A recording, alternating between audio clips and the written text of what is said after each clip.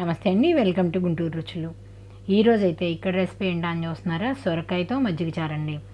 మరి కూరగాయలు ఎక్కువగా లేవు అనుకున్నప్పుడు చిన్న ముక్క సొరకాయతో ఇలా ట్రై చేసి చూడండి. మీకు ఒక కూరగా ఈ మజ్జిగ చారు రెడీ అయిపోతుంది. మరి ఎక్కువగా మేగడ చేసిన వాళ్ళందరూ మజ్జిగ పుల్లగా ఉన్నాయని పరబోస్తూ ఉంటారు కదా, కానీ ఈ విధంగా మజ్జిగ చారుకైతే చాలా చాలా సూపర్గా ఉంటాయండి. చేసిన వెంటనే ఇలా చేసి చూడండి. ఉల్లిపాయలు కానీ ఓన్లీ ఇలా వెజిటబుల్స్తో కానివ్వండి, లేదా కొంచెం తోటకూర అయినా సరే చాలా చాలా బాగుంటుంది. మరి ఇందులో ఇంగ్రీడియంట్స్ ఏం వేసాననేది వీడియోలోకి వెళ్తూ చెప్తాను. ఈరోజైతే ఇక్కడ నేను చేయబోయే రెసిపీ సొరకాయ మజ్జిగ చారండి. సొరకాయ ముక్కలు తీసుకున్నాను నేను ఇక్కడ 1 కప్ వరకు మీడియం సైజుగా కట్ చేసుకున్నాను. ఇక్కడ తొక్కంతా తీసేసుకున్నాను, చిన్న చిన్న ముక్కలుగా కట్ చేసుకున్నాను.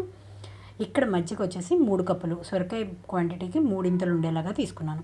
అలాగే మీడియం సైజు ఉల్లిపాయ ఒకటి తీసుకున్నాను, సన్నగా తరిగి పెట్టుకున్నాను. దీంట్లోకే కొంచెం కొత్తిమీర కూడా. అలాగే ఇందులోకి కారం వేయకుండా నేనైతే మిక్సీ జార్లోకి 2 పచ్చిమిరపకాయలు, చిన్న అల్లం ముక్కలు 2, అలాగే జీలకర్ర 1 స్పూన్ వరకు వేసుకుంటున్నాను. వీటిని కొంచెంగా గ్రైండ్ చేస్తున్నాను. మీ దగ్గర చిన్న రోలు ఉంటే దాంట్లో అయినా కూడా నూరుకోవచ్చు. మరీ మెత్తగా అవసరం లేదు, కొంచెం బరకగా గ్రైండ్ చేసుకుంటే చాలు. చూడండి, కొద్దిగా బరకగా గ్రైండ్ అయితే చాలు, తొనకలుగా కనపడాలి ఇక్కడ మనకి. ఇప్పుడైతే నేను తాలింపు పెట్టుకుంటున్నానండి. ఇక్కడైతే నేను స్టవ్ ఆన్ చేసి పాన్ పెట్టుకుంటున్నాను. దీంట్లోకి వచ్చేసి ఆయిల్ తీసుకుంటున్నానండి. నేను 2 టేబుల్ స్పూన్స్ వరకు ఆయిల్ తీసుకుంటున్నాను ఇక్కడైతే ఆయిల్ అంతా హీట్ అయిన తర్వాత తాలింపు గింజలు అలాగే ఎండుమిరపకాయలు వేసి వేయించుకుంటున్నాను. తాలింపు గింజలు వేగేటప్పుడే కరివేపాకు రెమ్మలు కూడా వేస్తున్నాను.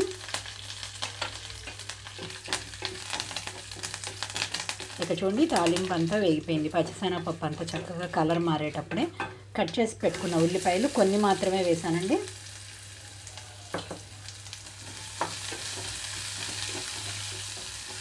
ఇక్కడ వీటితో పాటుగానే కట్ చేసి పెట్టుకున్న సొరకాయ ముక్కలు కూడా.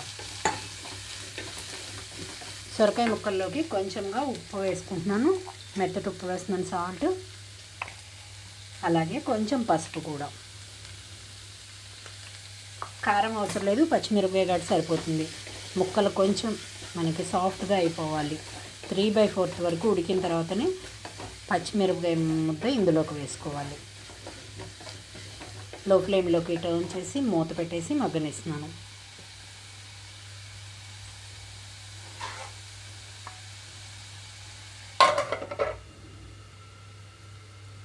ఇక్కడ 5 నుంచి 7 నిమిషాలు పడుతుందండి ముక్క సాఫ్ట్గా అయిపోవటం కోసం. 5 నిమిషాల తర్వాత మూత తీస్తున్నానండి. ఇక్కడ నేను సొరకాయ ముక్క సగం వరకు ఉడికిపోయింది, కొంచెం ఉడకాలి ఇంకా. లేతకాయ కాబట్టి చాలా త్వరగా ఉడికిపోయింది. ఇక్కడ ఈ మజ్జిగ చారు కోసం అయితే సొరకాయ లేతగా ఉంటేనే బాగుంటుంది.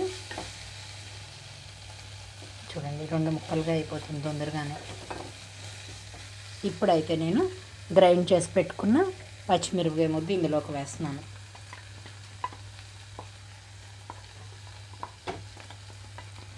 మీరు ఎక్కువ క్వాంటిటీతో తీసుకునేటట్లయితే కొంచెం పచ్చిమిరపకాయ క్వాంటిటీ కూడా పెంచుకోవాలి.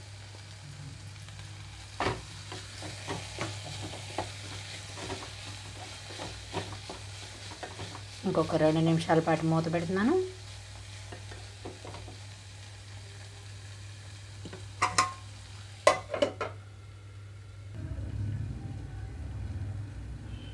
రెండు నిమిషాల తర్వాత స్టవ్ ఆఫ్ చేస్తున్నానండి. స్టవ్ ఆఫ్ చేసిన తర్వాత మూత తీసేసి కొంచెం కొత్తిమీర చల్లుతున్నాను.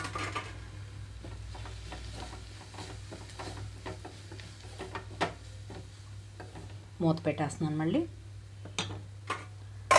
2-3 నిమిషాల పాటు ఇలా ఉంచేస్తున్నాను. ఇక్కడైతే కొంచెం మారిన తర్వాత ఇక్కడ మజ్జిగలోకి కొద్దిగా సాల్ట్ తీసుకుంటున్నానండి. నేను ఇందాక ముక్కల్లోకి వేసింది సరిపోదు కాబట్టి ఇందులోకి కూడా తీసుకుంటున్నాను. ఇప్పుడు ఇందులోనే కొన్ని ఉల్లిపాయలు పచ్చి ముక్కలు కలిపేస్తున్నాను మజ్జిగలోకి. ఇక్కడైతే వేయించి పెట్టుకున్న సొరకాయ ముక్కలన్నీ కూడా ఇందులో కలిపేసుకుంటున్నాను.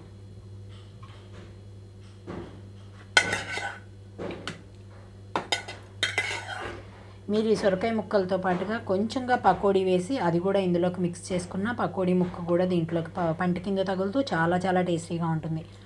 చూసారు కదా, మీరు పచ్చి ముక్కలు కూడా ఎక్కువగా వేసుకోవచ్చు ఉల్లిపాయలు. ఇంకొన్ని పచ్చిమిరపకాయలు పైన సర్వ్ చేసుకొని కొద్దిగా కొత్తిమీర చల్లేస్తున్నాను.